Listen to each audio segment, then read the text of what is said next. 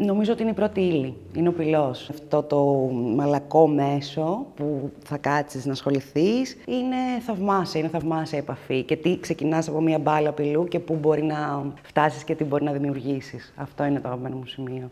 Το χτυπάμε για να φύγει ο αέρας. Γιατί αν μείνει ο αέρας μπορεί να σπάσει στο ψήσιμο, στο καμίνι. Οπότε πρέπει να φύγει ο αέρας από τον πυλό. Είμαι η Ιουλία. Είμαστε στη Ιουλία Γερασκλή Ceramic Lab, στον Προπονά 42, στο Άνω Πατήσια, που είναι το εργαστήριό μας. Το Ceramic Lab είναι οικογενειακή υπόθεση σίγουρα. Καταρχήν το εργαστήριο προϋπήρχε, είναι η μητέρα μου κεραμίστρια και ο πατέρας μου είχε ασχοληθεί αναπεριόδους και νεότεροι είχαν τα δικά τους εργαστήρια. Εντάξει, σίγουρα θέλει μια ισορροπία. Η οικογενειακή υπόθεση σίγουρα θέλει μια ισορροπία, αλλά ταυτόχρονα μοιράζονται οι αρμοδιότητες, μοιράζονται λίγο τα βάρη, τα άγχη. Βασικά, σίγουρα, αν ήμουν μόνη μου, δεν θα ήταν το ίδιο, πιστεύω. Και εγώ το πήρα για τα καλά απόφαση να ασχοληθώ επαγγελματικά. Τα τελευταία 4 χρόνια έχω σπουδάσει κόσμημα, σχέδιο και κατασκευή κοσμήματος. Γενικά, με ό,τι είχα ασχοληθεί ήταν προς την κατεύθυνση του χειροποίητου, αλλά είχα έντονη επαφή από μικρή με την κεραμική και τον πυλό. Και νομίζω ότι εκεί που έγινε το γερό κλικ μέσα μου και είπα ότι αυτό είναι, ήταν όταν δούλεψα σε μια εταιρεία έτσι, για εμπειρία πιο πολύ, σε ένα τηλεφωνικό κέντρο, για την ακρίβεια, μιας εταιρείας. Και εκεί είπα όχι. Τόλμησέ το, ξεκίνησέ το έφτιαξα έτσι όπως ήθελα. Ουσιαστικά μπήκα πιο έντονα στις συλλογές, στα σχέδια, στις φόρμες και ξεκίνησε και δημιουργήθηκε το Ceramic Lab. Μπορεί να βάζουμε και 4 φορές καμίνι. Για να φτάσει στο τελικό αποτέλεσμα, το αντικείμενο να είναι γυαλωμένο, χρηστικό και τα σχετικά, πρέπει να ψηθεί 2 φορές κάθε αντικείμενο. Εδώ φτιάχνουμε τις συλλογές μας, σχεδιάζουμε, κάνουμε τις φόρμες μας, πλάθουμε, κάνουμε διάφορα workshop αναπεριόδους, δηλαδή γίνονται και μαθήματα στο εργαστήριό μας. Η αλήθεια είναι πως άμα πιάσεις πυλό που λίγο πολύ όλοι έχουμε πιάσει, στο σχολείο ή πλαστελίνη ακόμα, το γυμνό ίσως είναι κάτι που εύκολα θα σου βγει έτσι να ξεκινήσεις να φτιάχνεις. Και κάπως έτσι ξεκίνησαν. Κάναμε κάποια μπούστα, κάποιες σαν πρωτομές. Και όταν ασχολήθηκα έτσι με το στήθος, βέβαια σε μεγάλο μέγεθος για την πρωτομή, σκέφτηκα γιατί να μην είναι και σε κάτι χρηστικό ή μια καρφίτσα σαν κόσμημα ή σε ένα μπολ τα μπούμπις για δώρο. Και όντως άρεσαν πάρα πολύ.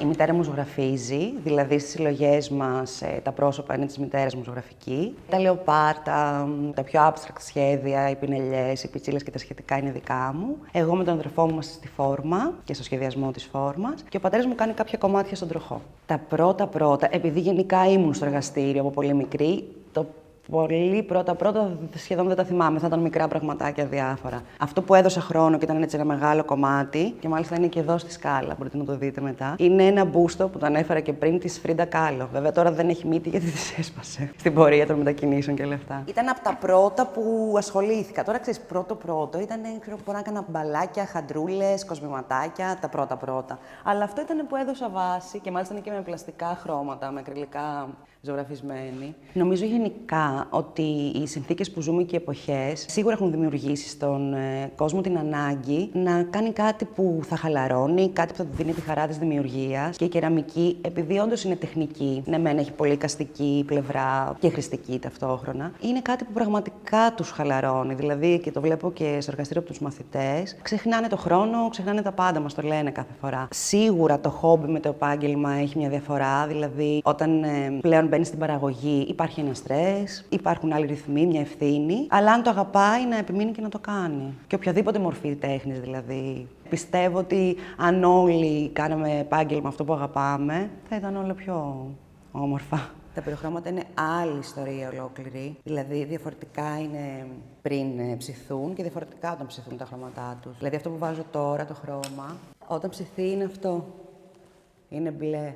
Σκούρο. Σε ένα ιδανικό κόσμο θα ήθελα να εξελισσόμαστε, να συνεχίσουμε να δημιουργούμε, να έχει όλο και παραπάνω κόσμο σε αντικείμενά μας και να τα χαίρεται, να τα χρησιμοποιεί. Αλλά αν είναι να μιλήσω για το μέλλον γενικά, θα ήθελα ένα μέλλον κάπως πιο γαλήνιο, πιο ήρεμο και οι μικροί δημιουργοί, οι μικροί επιχειρηματίες και οι μικροί παραγωγοί να έχουν αυτά που τους αξίζει. Βασικά, επειδή δουλεύουμε με συλλογές ανά σεζόν, δηλαδή θα αλλάξουμε κάποιες φόρμες, κάτι θα αφαιρέσουμε, κάτι θα προσθέσουμε στη ζωγραφική μας, αγαπάω και μου αρέσει η συλλογή που τρέχει. Κάπως έτσι συνήθως. Αρέσουν πολύ τα πρόσωπα και τα boobies. Αρέσουν οι καρφίτσες προσωπάκια και μπορούν να συνδυαστούν και με τις καρφίτσες boobies.